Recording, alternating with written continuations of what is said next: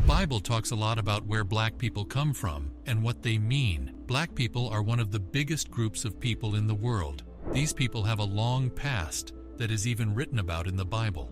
Noah's children, Cush, Mizraim, and Phut, are described in the Bible as Cush, Mizraim, and Phut.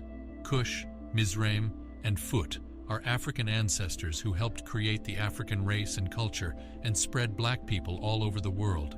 In this video, we will talk about how important Ham, son of Noah and ancestor of the Hamites, was, and how his family tree is still important to black groups today. We will look at the rich cultural and historical diversity of these people, so keep watching. The Bible says that all people today are descended from Noah's 3 sons, Shem, Ham, and Japheth. This is also true for black people and other dark-skinned people whose Hamite heritage goes back to Ham, one of Noah's sons. Ham is the brother of Shem and Japheth. Shem and Japheth are the Semitic people, Arabs, Jews, Syrians, etc. And Japheth and Ham are the Europeans and Asians. The Bible says that the first people to be called Hamites or Amit were those who came from one of Noah's sons. The book of Genesis says that after the flood, it was up to Noah, his wife, their 3 sons, and their 3 daughters-in-law to carry on Adam's and his father's bloodline with only 8 people: Noah, his wife, their 3 sons, and their 3 daughters-in-law. People needed a fresh start after the flood.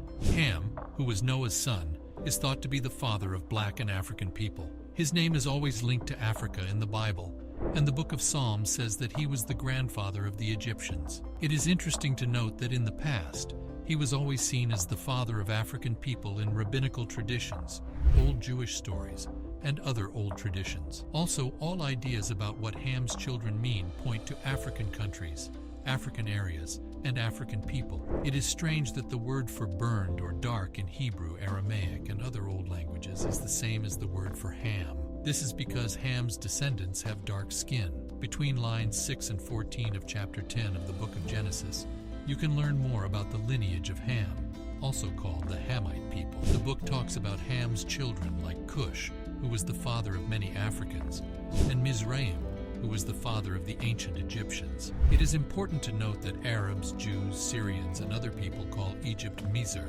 which comes from the name of the country's founder. Phut, who is also called Phut, and Canaan, who is the father of the Canaanites and not the Africans, are also sons of Ham. It is important to understand that Canaan is a separate place. Havilah, Sabta, Sabtecha, Ramah, Sheba, and Nimrod are all the sons of Cush. At the start of his reign, Babel was one of the towns under his control.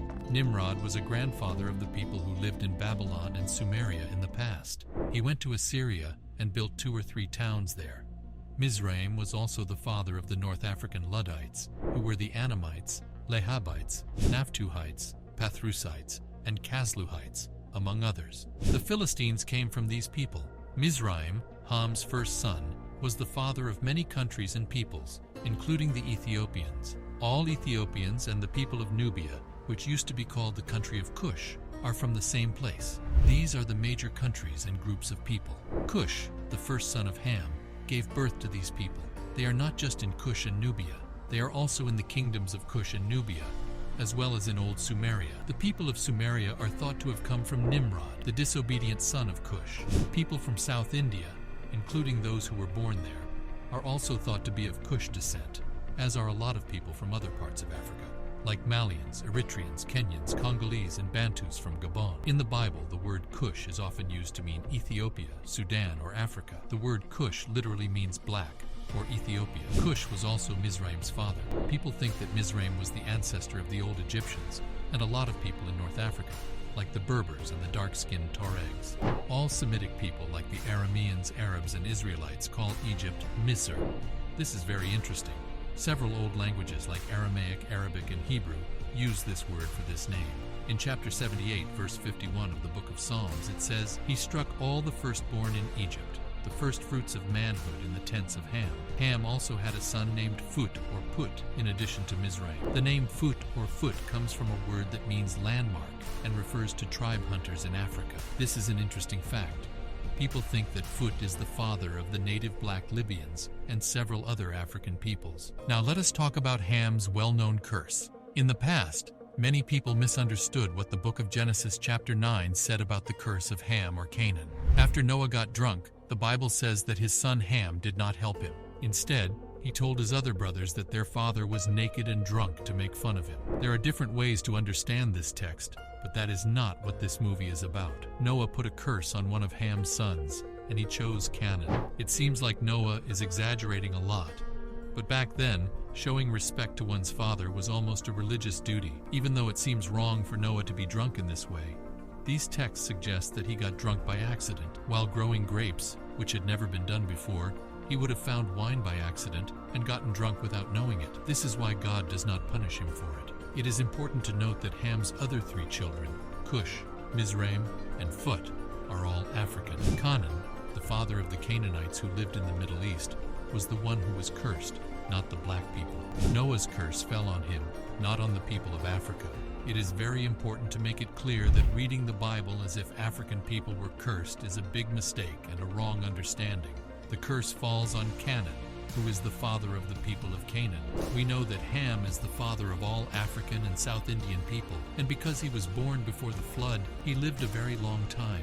He lived a lot longer than most people, long enough to see the 5th and 6th generations of his family and ancestors. Shem lived to be about 600 years old, which is interesting because Ham did the same or even lived longer. Even though the Bible does not say how old he was, we can assume that he lived a long time. It is likely that, like his brother, he hit the 600-year-old mark. No one knows for sure where Ham's tomb is, but some ideas and studies suggest that it may be in Ethiopia or even in Nubia. Some people say that he is buried in Mesopotamia, where the Sumerians lived. Many people agree, though, that Ham's tomb is in Africa, specifically in Sudan or Ethiopia. Some even say that he might be buried in Egypt, which is interesting and mysterious because Egypt is full of secrets, and people who were buried 3,000 or 4,000 years ago are always being found. The Book of Jubilee tells us more about Ham's old age and the things that happened to Noah's family in the 3 lines: Ham's family tree, Shem's family tree, and Japheth's family tree. This old Jewish document, which people thought to be true during the time of Christ and even before that, says that Ham was very upset that his youngest son Canaan chose to live in the land of Shem, which is now called Israel. He did not like how his son Canaan wanted to take those lands for himself. In the Book of Jubilees, it says that Canaan's brothers Cush and Mizraim, as well as their father Ham, did not agree with Canaan's choice to live in the land of Shem, which is now called Israel. Just like Ham, they do not like the way Canaan acts. They go to Canaan and tell him to leave because they think that African lands belong to the people who came from Ham. Canaan, on the other hand, does not listen to his father and brothers and keeps living in that land against their wishes. According to the Book of Jubilees, Ham started the first city and the first province. He named the city after his beloved wife after the storm, Nail Tamauk. So we can see that the origin of the African people, and indeed that of other black races scattered all over the earth, can be traced back to Cush, the grandson of Noah. This shows that God is the master planner who always sees the end from the beginning and orchestrates the narrative of human affairs to fit into his scheme of things. That's the end of today's video. Please let us have your thoughts in the comments section, and don't forget to subscribe and turn on the notification.